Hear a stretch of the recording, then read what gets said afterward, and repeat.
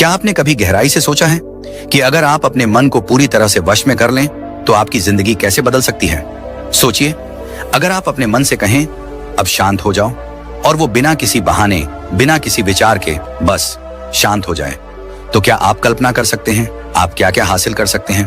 अगर आप कहें अब ध्यान केंद्रित करो, तो आपका मन इधर उधर भटकने के बजाय एकदम तीर की तरह अपने लक्ष्य पर जा लगे। यह कोई चमत्कार नहीं है, यह कोई सपना नहीं है, यह एक कला है, और आज हम उसी कला का राज खोलने जा रहे हैं। क्यों कहा गया है कि जिसने अपने मन को जीत लिया उसने पूरे ब्रह्मांड को जीत लिया? क्यों गौतम बुद्ध ने कहा मन सब कुछ है, जो तुम सोचते हो वही तुम बनते हो?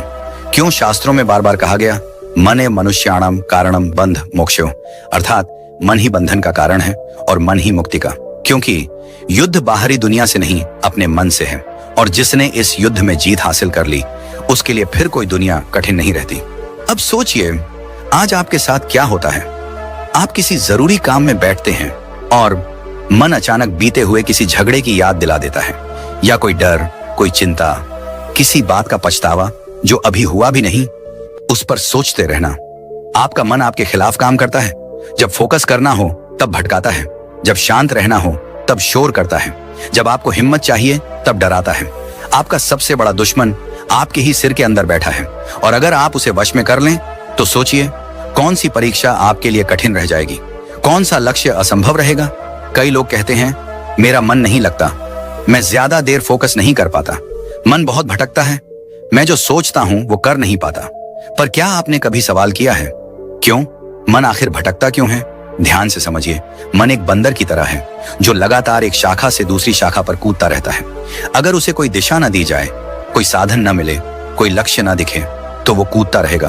बिल्कुल वैसे ही जैसे आप सुबह उठते ही मोबाइल चेक करते हैं, फिर वीडियो, फिर इंस्टाग्राम, फिर सोच, फिर चिंता, फिर कंपैरिजन, और सारा दिन बस ऐसे ही बिखर जाता है। अब सवाल ये है, मन को नियंत्रित कैसे किया जाए? कैसे उसे अपना गुलाम बनाएं? कैसे उसकी ताकत को अपने फोकस में बदलें? इसका उत्तर आधुनिक मनोविज्ञान और प्राचीन ब्रह्म ज्ञान दोनों में छुपा है। आधुनिक विज्ञान कहता है कि मन दरअसल एक आदतों का जाल है। जो आप रोज सोचते हैं वही आपका मन बनता जाता है। आप जैसे विचारों को दोहराते हो वही रास्ते आपके ब्रेन में गहरे हो जाते हैं। उन्हीं रास्तों पर मन दौड़ने लगता है और धीरे धीरे वही आपकी नेचुरल सोच बन जाती है। उदाहरण के लिए, अगर आप हर सुबह उठते ही सबसे पहले चिंता करते हैं तो आपका मन उस आदत का आदी हो जाता है। अगर आप हमेशा दूसरों से तुलना करते हैं तो मन उस कंपैरिजन के चक्कर में उलझ जाता है। अब सोचिए, अगर आप हर दिन थोड़ा समय खुद को नियंत्रित करने में लगाएं, अगर आप मन को कहें रुक, फोकस, आगे बढ़, तो क्या यह मुमकिन नहीं कि धीरे धीरे मन आपकी बात मानने लगे? गौतम बुद्ध ने कहा था मन ही सब कुछ है, अगर तुम उसे नियंत्रित कर लो तो दुख तुमसे दूर भाग जाते हैं। और आज न्यूरोसाइंस यही कहती है कि आपका ध्यान आपका सबसे बड़ा हथियार है। जिस पर आप ध्यान केंद्रित करते हैं वही बढ़ता है। इसलिए अगर आप फोकस चाहते हैं तो मन को बिखरने से बचाना होगा। अगर आप चाहते हैं कि आपका ध्यान अपने लक्ष्य पर टिके रहे तो आपको अपने मन को ट्रेन करना पड़ेगा। बिल्कुल वैसे जैसे एक बच्चा शुरुआत में जिद करता है पर धीरे धीरे समझने लगता है। याद रखिए, मन एक साधन है, मालिक नहीं। आप मालिक हो, और जब तक आप मालिक नहीं बनते तब तक मन आपका शोषण करता रहेगा।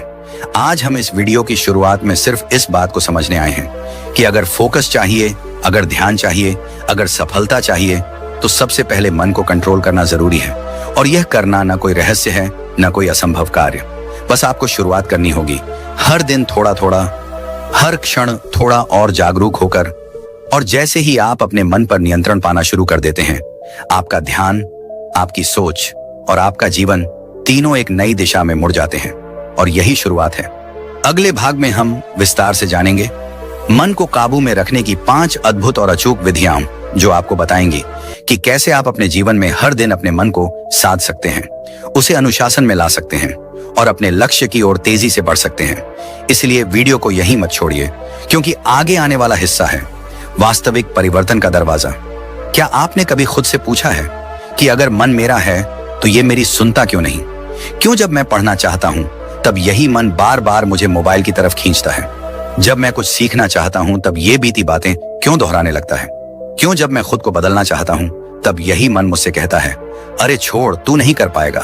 क्या ये सच में मेरा मन है या मैं ही इस मन का गुलाम बन चुका हूं? जिसने मन को जीत लिया उसने दुनिया को जीत लिया। ये सिर्फ कोई श्लोक नहीं है, ये एक चेतावनी है। क्योंकि अगर तुमने अपने मन को नहीं जीता तो ये मन तुम्हें हर रोज हर कदम पर हरवाता रहेगा।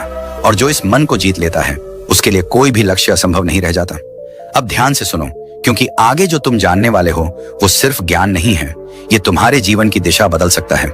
मन एक बंदर की तरह है, हर वक्त उछलता है, कभी भविष्य में, कभी अतीत में, कभी चिंता, कभी भ्रम, कभी लालच, कभी डर। लेकिन सवाल ये है, क्या तुमने इस बंदर को नियंत्रित करना सीखा है? आज हम भाग रहे हैं, थक रहे हैं, टूट रहे हैं, लेकिन जीत नहीं रहे। क्यों? क्योंकि हमारी सबसे बड़ी लड़ाई हम खुद से हार रहे हैं। जब तुम कहो कि मैं सुबह 5 बजे उठूंगा, तो तुम्हारा मन कहता है थोड़ी देर और सो जा, तू थक गया है। जब तुम कहो अब मैं अपना फोकस पढ़ाई या काम पर लगाऊंगा, तो तुम्हारा मन कहता है पहले थोड़ी सी इंस्टाग्राम देख ले, फिर शुरू करेंगे। और जब तुम कहो अब मैं अपने जीवन में बदलाव लाऊंगा, तो वही मन कहता है तू कौन सा खास है, सब ऐसे ही चलते हैं, तू क्यों इतना सीरियस हो रहा है? यही तो असली बाधा है, मन। गौतम बुद्ध ने कहा था मन ही सब कुछ है, जो तुम सोचते हो वही तुम बनते हो। अब जरा ठहरो और सोचो, अगर तुम अपने मन के मालिक बन जाओ, अगर तुम ये तय कर सको कि कब सोचना है, कब नहीं, कब ध्यान लगाना है, कब शांत रहना है, तो क्या तुम एक नया जीवन नहीं बना सकते? अब वैज्ञानिक भी यही कहते हैं। हर दिन हमारे दिमाग में करीब 60,000 विचार आते हैं, जिनमें से 90% वही होते हैं जो हम कल सोच चुके हैं। मतलब हम हर दिन उसी पुराने पैटर्न को दोहरा रहे हैं, फिर भी उम्मीद करते हैं कि कुछ नया होगा। लेकिन नया तभी होगा जब मन नया होगा, और मन नया तब होगा जब वो तुम्हारा अनुयायी बनेगा, न कि मालिक। जब बच्चा पहली बार साइकिल चलाता है तो उसका मन डराता है, गिरेगा, चोट लगेगी। लेकिन जब वो डर से ऊपर उठकर अभ्यास करता है तो साइकिल भी चल जाती है और आत्मविश्वास भी जन्म लेता है। ऐसा ही मन के साथ भी होता है। शुरू में डर लगता है, ध्यान करने में, फोकस करने में, मोबाइल से दूर रहने में, आलस छोड़ने में। लेकिन जब तुम एक बार इस मन को टकरा कर नहीं, समझा कर जीतने लगते हो, तब यह मन तुम्हारा सबसे बड़ा साथी बन जाता है। मन को कंट्रोल करना आसान नहीं, लेकिन नामुमकिन भी नहीं। इसके लिए चाहिए सिर्फ एक चीज, सचेत अभ्यास। हर दिन अपने आप से पूछो, क्या मैं वही सोच रहा हूं जो मुझे सोचना चाहिए? क्या मैं वही कर रहा हूं जो मुझे करना चाहिए? क्या मेरा मन मेरे अधीन है या मैं उसके? हर बार जब तुम बेकार की सोच में खो जाते हो, खुद को पकड़ो। हर बार जब मन बहकाता है, उसे याद दिलाओ, अब मैं तेरा मालिक हूं।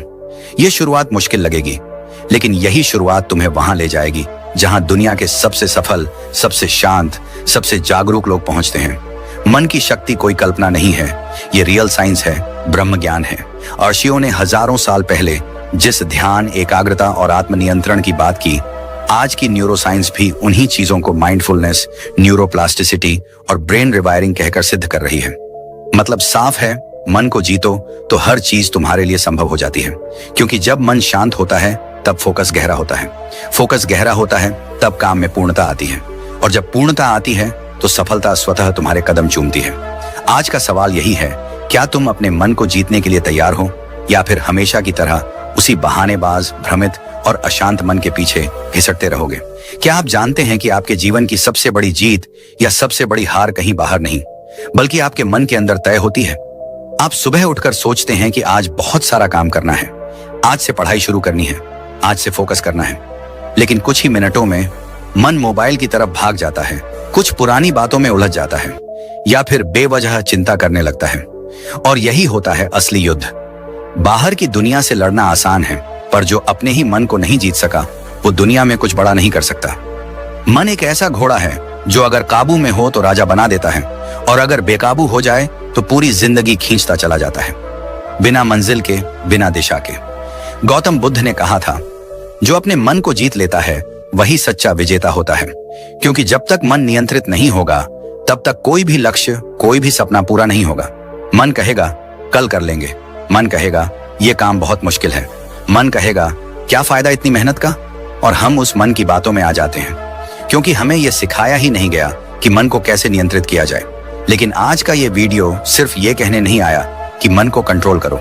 आज हम जानेंगे वो पहली विधि जिससे हजारों सालों से ऋषि, मुनि, योगी और आज के महान लीडर्स भी अपने मन को मजबूत बनाते आए हैं। पहली विधि है ब्रह्म मुहूर्त उठना। मन के ऊपर राज करने का समय अब आप कहेंगे, ये तो सुना है, लेकिन इससे मन का क्या लेना देना? तो चलिए इसे गहराई से समझते हैं। ब्रह्म मुहूर्त यानी सुबह 4 से 6 बजे का समय, ये वो समय होता है जब पूरा वातावरण शुद्ध, शांत और ऊर्जा से भरपूर होता है। शरीर भी इस समय न्यूरोलॉजिकल और हार्मोनल स्तर पर एक विशेष अवस्था में होता है। वैज्ञानिक रूप से देखा जाए तो इस समय मेलाटोनिन नामक हार्मोन का प्रभाव अपने चरम पर होता है, जो न केवल गहरी नींद देता है बल्कि दिमाग को क्लैरिटी और एकाग्रता भी प्रदान करता है। दूसरे शब्दों में कहें तो ये समय वो गोल्डन टाइम है जब हमारा मन सबसे ज्यादा रिसेप्टिव, शांत और सीखने के लिए तैयार होता है। जैसे ही आप इस समय उठते हैं और बिना किसी शोरगुल के एकांत में बैठते हैं, तो धीरे धीरे आप महसूस करेंगे कि आपका मन अब पहले जैसा भागता नहीं है। ध्यान लगाना आसान हो जाता है, पढ़ाई करते समय शब्द जल्दी समझ आते हैं, और अगर आप कोई लक्ष्य तय करें तो मन उसमें रुकावट नहीं डालता बल्कि सहयोगी बन जाता है। अब सोचिए, अगर रोज सुबह आप अपने दिन की शुरुआत एक ऐसे समय से करें जब पूरा ब्रह्मांड शांत हो, जब आपकी चेतना सबसे ज्यादा शुद्ध हो और जब मन सबसे कम व्याकुल हो, तो क्या आप अपने मन को धीरे धीरे नियंत्रण में नहीं ले आएंगे?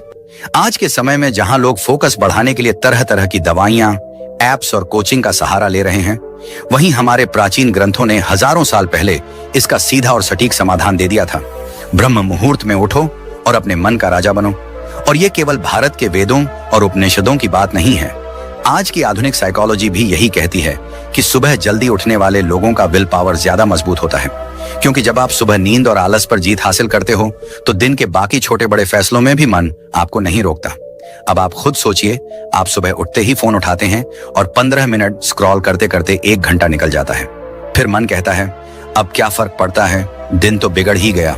और यहीं से शुरू होता है दिन भर का डिस्ट्रैक्शन, चिड़चिड़ापन और फोकस की कमी। लेकिन जब आप ब्रह्म मुहूर्त में उठते हैं, आप दिन पर नियंत्रण करना शुरू करते हैं। आपका मन एक गुलाम की तरह आपके आदेश का पालन करता है। ध्यान लगाओ, मन बैठ जाता है। पढ़ाई करो, मन सहयोग देता है। प्लानिंग करो, विचार स्पष्ट रूप से सामने आते हैं। ब्रह्म ज्ञान के अनुसार यही समय होता है आत्मा और परमात्मा के सबसे नजदीक आने का, क्योंकि नींद से जागते ही मन सबसे शुद्ध होता है और उसमें बीते कल की मलिनता, आज के भय या भविष्य की चिंता नहीं होती। ये समय होता है नए विचारों के बीज बोने का, और उन्हीं बीजों से धीरे धीरे आपका चरित्र, आपका भाग्य और आपका जीवन आकार लेता है। गौतम बुद्ध अपने शिष्यों को इसी समय ध्यान करने की सलाह देते थे। वो कहते थे, प्रभात की शांति में आत्मा के स्वर सुने जा सकते हैं, और यही वो समय है जब आप अपने मन को उसके असली स्वरूप में पकड़ सकते हैं, न कि उस रूप में जिसमें दिन भर की इच्छाएं, व्याकुलताएं और सोशल मीडिया का शोर उसे बना देता है। आप सोचिए, जब आप इस छोटे से अभ्यास से शुरुआत करते हैं तो आप न सिर्फ मन को जीतते हैं बल्कि अपने जीवन की दिशा भी बदलते हैं। आपका दिमाग शार्पर होता है, फोकस गहरा होता है, और सबसे बड़ी बात, आपको खुद पर गर्व महसूस होता है, क्योंकि आप उस चीज पर जीत पा रहे हैं जिसे अब तक आपने सबसे ज्यादा अनियंत्रित समझा था, आपका अपना मन। इसलिए अगर आप सच में चाहते हैं कि आपका मन आपका गुलाम बने, अगर आप चाहते हैं कि मन डिस्ट्रैक्ट न करे, और अगर आप चाहते हैं कि आप फोकस के शिखर पर पहुंचें, तो इसकी शुरुआत यहीं से करें, ब्रह्म मुहूर्त उठने से। याद रखिए, जो सुबह का विजेता है वो पूरे दिन का शासक होता है, और जो मन के ऊपर सुबह जीत गया वो जीवन में हर क्षेत्र में जीत सकता है। अब तक हमने समझा कि मन को कंट्रोल करना क्यों जरूरी है और उसकी पहली विधि क्या है, लेकिन ये सिर्फ शुरुआत है, क्योंकि मन के गुलामी से मुक्ति पाने की राह में ऐसी और भी कई विधियां हैं जो धीरे धीरे आपको एक ऐसे वॉरियर में बदल देंगी जिसका मन उसका सेवक बन जाए, न कि मालिक। तो अब तैयार हो जाइए अगली विधि के लिए, जो इस यात्रा को और भी गहराई, शक्ति और सफलता की ओर ले जाएगी। दूसरी विधि है प्राण शक्ति साधना, सांसों से मन पर नियंत्रण। कभी आपने गौर किया है, जब आप गुस्से में होते हैं तब आपकी सांसें तेज हो जाती हैं, जब आप डरे हुए होते हैं तब सांसें हल्की हल्की और अस्थिर चलने लगती हैं, और जब आप शांत होते हैं तो सांसें भी गहराई से चलती हैं, बड़ी ही सहजता से। इसका सीधा मतलब है कि हमारी सांसें और हमारा मन आपस में गहराई से जुड़े हुए हैं। यही वजह है कि अगर कोई व्यक्ति अपने श्वास पर नियंत्रण पा ले तो वो अपने मन पर भी नियंत्रण पा सकता है। यही है मन को जीतने की दूसरी विधि, प्राण शक्ति साधना। आज की इस व्यस्त और भाग दौड़ भरी दुनिया में हमारा मन एक ही समय में कई दिशाओं में भाग रहा होता है। कई बार हम कोई काम कर रहे होते हैं लेकिन मन कहीं और भटक रहा होता है। किसी से बात करते वक्त भी मन पुरानी बातों में अटका होता है या भविष्य की चिंता में उलझा रहता है। ऐसे में फोकस कैसे बनेगा? ऐसे में मन पर नियंत्रण कैसे संभव है? इसका उत्तर छुपा है हमारी सांसों में और एक विशेष अभ्यास में, अनुलोम विलोम प्राणायाम। हर सुबह केवल 10 मिनट का यह अभ्यास आपके पूरे दिन को बदल सकता है। आप एक शांत, स्थिर और फोकस्ड मन के साथ दिन की शुरुआत करते हैं।